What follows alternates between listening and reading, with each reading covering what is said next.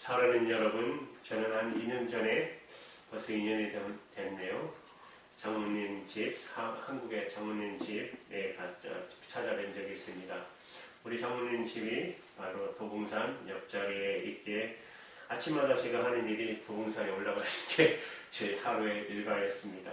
산에서 올라가 보면 그 중턱에서 내려다보는 그 시야는 정말로 아름다운 시야인 것입니다. 우리가 살고 있는 여러분이 시애틀도 크고 작은 산들이 많지 않습니까? 여러분 제일 높은 산이 어디죠? 레이니언 산 있잖아요. 우리는 올라가지는 않았지만 산 중턱에 차로 가서 항상 전망하지 않습니까? 그 높은 곳에 올라가 보면 그 시야는 이 땅에서 보는 것과 전혀 다르지 않습니까? 새로운 호흡을 느낄 수 있고 새로운 생각을 할 수 있고 새로운 느낌이 있었습니다. 무엇보다도 그 높은 곳에 인생에 대한 새로운 의미와 가치 그리고 새로운 통찰력이 인간을 기다리고 있습니다. 사람들이 산을 좋아하는 것은 단순히 풍경이 좋고 공기가 좋고 건강에 좋기 때문만은 아닐 것입니다. 애쓰고 땀 흘리며 정상에 오르면 그 높은 곳에서 새로운 인생, 새로운 자기 자신, 아니 결코 왜곡되어서는 안 될 참되운 인생, 참되운 자기 자신을 만나고 확인할 수 있기 때문 아닐까 싶습니다. 높은 곳에서 인생을 내려다보며 사는 자와 땅 아래만 집착하면서 사는 자의 인생이 결코 동일할 수가 없을 것입니다. 그래서 주님께서 골로새서 3장 1절 2절에 이렇게 말씀하지 않으셨습니까? 그러므로 너희가 그리스도와 함께 다시 살리심을 받았으면 위의 것을 찾으라. 거기에는 그리스도께서 하나님 우편에 앉아 계시느니라. 위의 것을 생각하고 땅의 것을 생각하지 말라. 여러분, 믿음이란 우리의 시선을 위에다 두는 것입니다. 하나님께서 계신 곳, 주님께서 계신 곳, 그곳에 서는 것을 우리가 믿음이라고 하는 것입니다. 그곳으로부터 세상을 인생을 내다보는 것. 그러므로 믿음을 가진 자와 갖지 못한 자의 삶은 다를 수밖에 없는 것입니다. 주님께서 계신 곳에 주님과 더불어 함께 선 자에게만 새로운 시야, 새로운 들림, 새로운 깨달음이 가능하기 때문인 것입니다. 여러분 2000년 전 주일 아침 나귀를 타고 예루살렘에 입성하셨던 예수님께서 온 이스라엘 사람들로부터 지치게 힘들 정도로 호산나 호산나 열광적인 환영을 받았습니다. 그러나 주님께서는 너무나도 잘 알고 계셨습니다. 그들이 불과 며칠 후면 주님을 십자가에 못 박으라고 외치는 공범자들이 될 것을 알고 계셨습니다. 이 땅에 오신 주님께서는 하나님의 아들이셨으나 우리와 같이 인간의 육신을 입고 계셨기에 우리와 같은 성령을 지니신 인간이시기도 했습니다. 임박한 자신의 죽음을 보고서 그것도 비참히 십자가에 못 박혀 죽을 자신의 죽음을 뻔히 보면서 여러분 마음이 편할 인간이 어디 있겠습니까? 그래서 주님께서 본문을 통해 이렇게 말씀하고 계십니다. 요한복음 12장 27절에 보시면 지금 내 마음이 민망하오니 무슨 말을 하리요? 아버지여 나를 구원하여 이때를 면하게 하여 주옵소서. 여러분 마음이 민망하다는 것은 그 마음에 근심이 가득 차 있다는 뜻입니다. 마음이 괴로운 것이에요. 괴로움과 근심으로 마음이 온통 소용돌이 치고 있다는 것을 말씀하고 계신 것입니다. 눈앞에 닥친 당신의 처참한 죽음으로 인해 괴로움과 근심을 견디다 못해 주님께서는 마치 내 하나님 아버지를 향해 간구하십니다. 아버지여 나를 구원하여 이때를 면하게 하여 주시옵소서. 이 기도에는 이런 의미예요. 아버지여 이 죽음에서부터 나를 건져내어 살려 주시옵소서. 기도는 우리의 시선을 위로 향하게 하는 것입니다. 기도는 하나님 계신 그곳에 우리를 세우는 것입니다. 기도는 하나님이 계신 곳에서부터 세상을, 인생을, 나 자신을 내려다 보는 것입니다. 그래서 여러분 기도하는 자와 기도하지 않는 자의 생각은 다른 수밖에 없는 것입니다. 기도하기 전과 기도 후의 판단이 어떻게 동일히 할 수가 있겠습니까? 기도의 의미에 따라 우리의 시선이 구하는 위치가 달라지고 그 위치가 따라 시야가 판이하게 달라지기 때문에 그렇습 것입니다. 바로 이것이 탄식에 찬 주님의 기도가 여러분 27절 하반절에 28절 초반절에 보면 극적으로 역전되는 것을 보게 됩니다. 그러나 내가 이를 위하여 이때 왔나이다. 아버지의 이름을 영광스럽게 하옵소서. 방금 전까지만 해도 주님의 마음은 죽음의 괴로움과 근심으로 소용돌이 치고 있었어요. 그 소용돌이의 고통이 얼마나 컸으면 나를 이 죽음에서 건지며 살려달라 애원까지 하셨겠습니까? 그런데 주님의 기도의 내용이 바뀌게 됩니다. 언제 죽음 때문에 번민해니라는 뜻 주님은 이렇게 기도하십니다. 아버지여 내가 바로 이 죽음을 위하여 이 땅에 왔나이다. 아버지여 내가 이 죽음을 기꺼이 감수함으로 하나님 아버지의 영광을 드러나게 하옵소서. 참으로 믿기 어려운 대전환이 아닐 수 없잖아요. 기도의 시작과 끝이 너무나도 판이한 그야말로 극적인 대역전입니다. 이처럼 놀라운 대역전이 어떻게 가능할 수 있겠습니까? 기도하기 전 땅의 죽음을 향해 있던 주님의 시선이 기도하는 동안 하나님을 향해 있었기 때문입니다. 기도하시는 동안 하나님 계신 위로부터 임박한 당신의 죽음을 다시 내려다 보셨기 때문입니다. 그곳에서는 확실히 이 땅에서는 다른 시야가 있었습니다. 메시아 대신 당신 한 사람의 죽음으로 만인이 구원하시는 하나님의 영광을 분명히 보았기 때문입니다. 그리스도로서 메시아로서 당할 죽음 비통 그렇고 고통스럽지 아니한 것은 아니지만 그러나 진리를 위한 죽음의 결과는 반드시 찬란한 부활의 승리, 영원한 부활이 확실하게 보였기 때문입니다. 그래서 살려주시기를 원하던 주님의 기도는 이렇게 마무리될 수밖에 없었습니다. 내가 이를 위하여 이때가 왔나이다. 아버지여 아버지의 이름을 영광스럽게 하옵소서. 그때 하늘로부터 하나님의 음성이 들려옵니다. 요한복음 12장 28절 하반절에 보시면 이 하늘에서 소리가 나서 가로되 내가 이미 영광스럽게 하였고 또다시 영광스럽게 하리라 하신대. 진리를 위해 참 생명을 위해 죽음마저 두려워하지 않는 자를 하나님 아버지께서 반드시 영원한 부활로 영원한 영광으로 영원히 세워주실 것을 다시 한번 우리에게 확인시켜주는 말씀인 것입니다. 그런데 여러분 본문 29절은 또 이렇게 증거하고 있어요.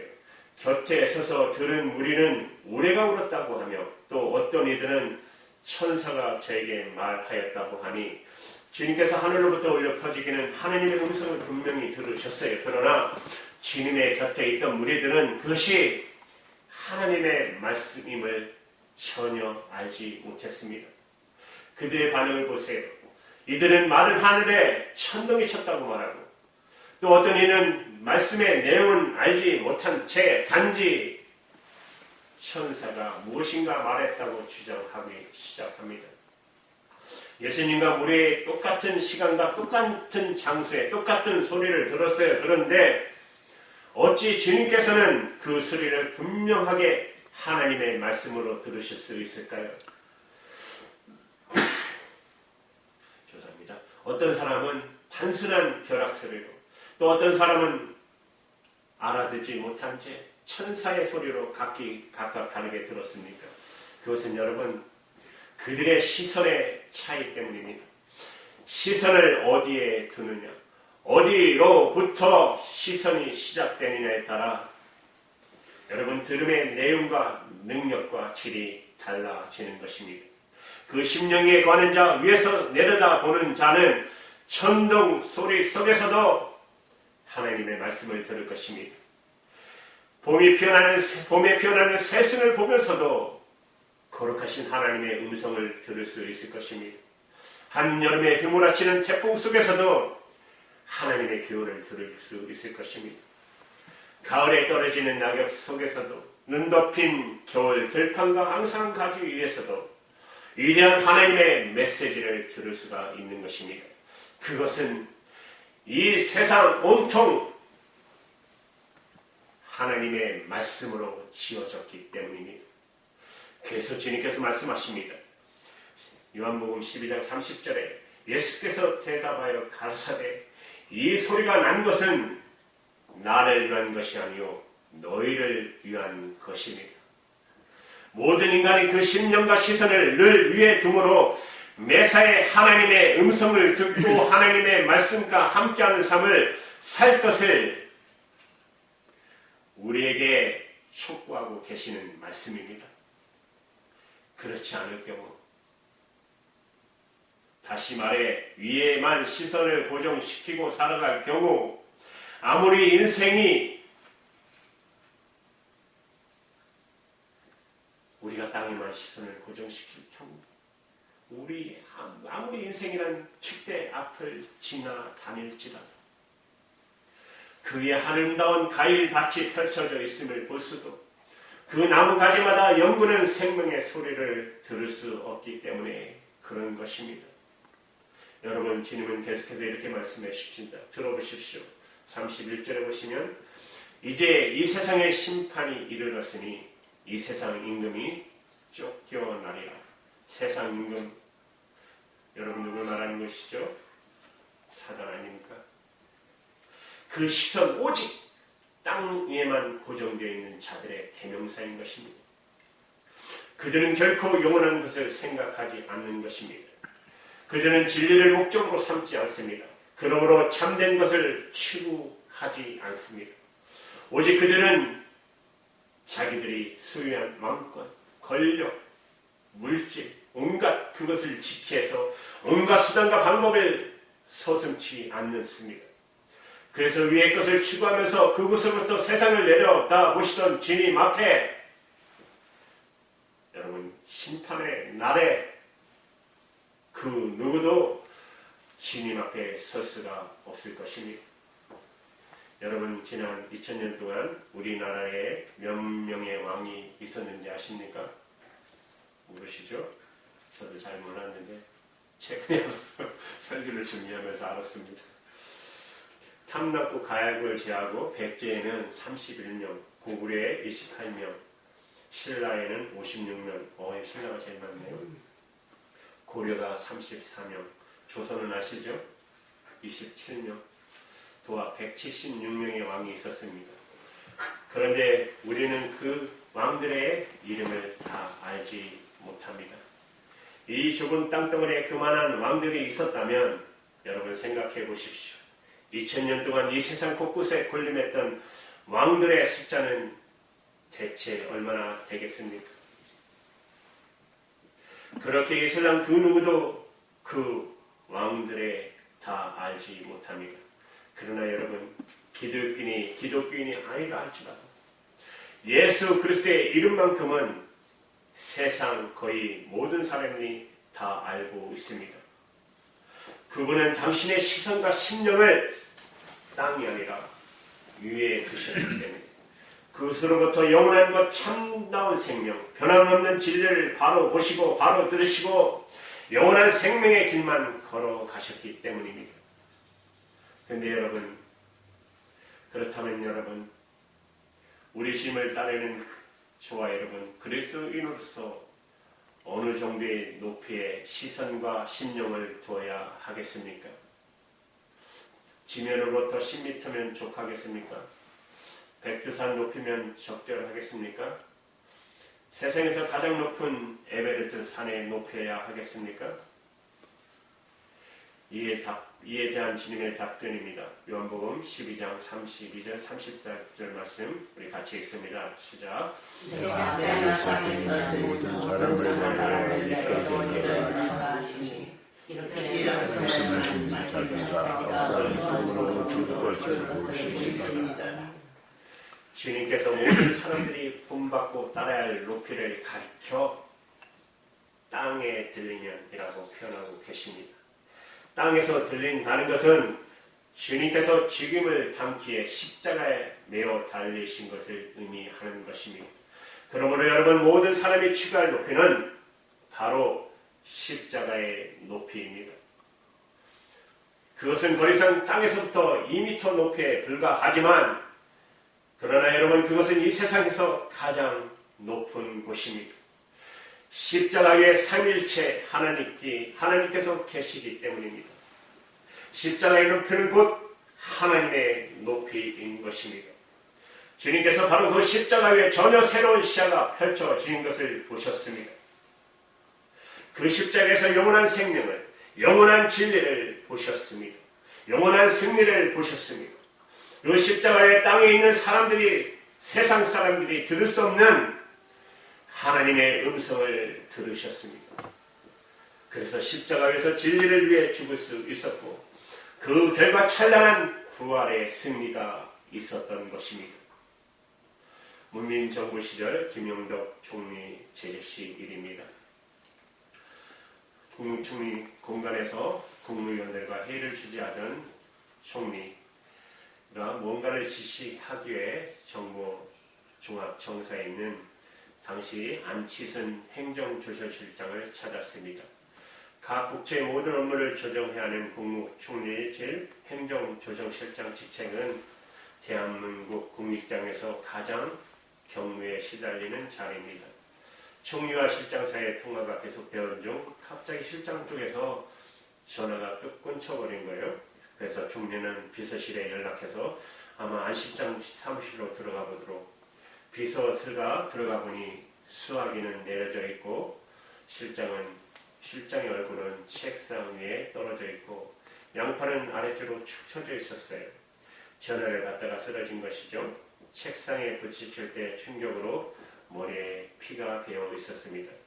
비서 한 명이 급히 실장을 안아 엘리베이터를 타고 내려왔어요. 그러나 엘리베이터가 1층에 도착하는 순간 안 실장은 긴 호흡을 내쉬더니 그 말 그대로 절명하고 말았습니다.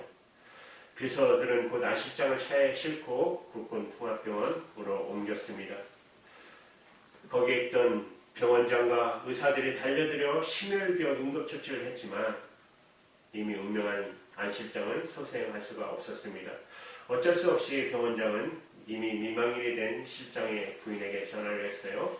그러나 차마 남편이 죽었다는 말을 할 수 없어서 부군이 지금 위독하니 병원으로 빨리 와달라고 그렇게 말했어요. 부인이 물었어요. 어느 정도 위독합니까? 예, 좀 위독합니다.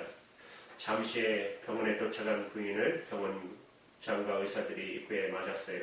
복도를 걸으면서 부인이 물었어요. 돌아가셨습니까? 예, 조금 전에 운명하셨습니다.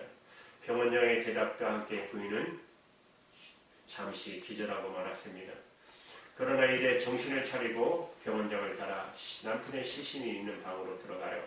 남편의 시신이 흰 시트로 덮여 있었어요. 부인은 남편의 시신 앞에 한참 동안 소리내어 울었습니다. 그 모습을 바라보는 국무총리, 비서들, 또 병원장과 의사들이 심정이 메어지는 것 같았습니다.